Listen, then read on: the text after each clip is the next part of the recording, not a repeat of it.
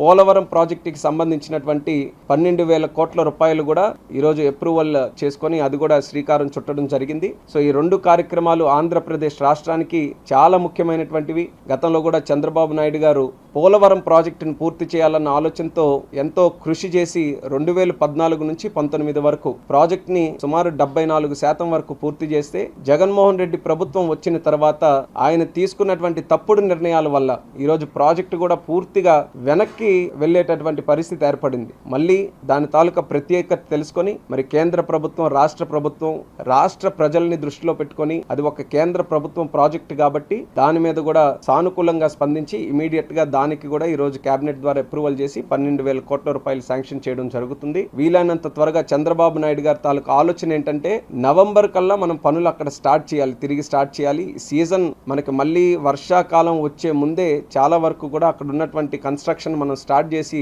Progress ని మనం ముందుకు నడిపించాలనే ఆలోచనతో చంద్రబాబు నాయుడు గారు కూడా పెద్ద ఎత్తున ఆ యొక్క ప్రాజెక్టు మీద కూడా మళ్ళీ తిరిగి దృష్టి పెట్టడం వల్లే ఇవన్నీ కూడా సాధ్యమయ్యాయని కూడా ఈ రోజు గర్వంగా ఈ సందర్భంగా తెలియజేసుకుంటున్నాను.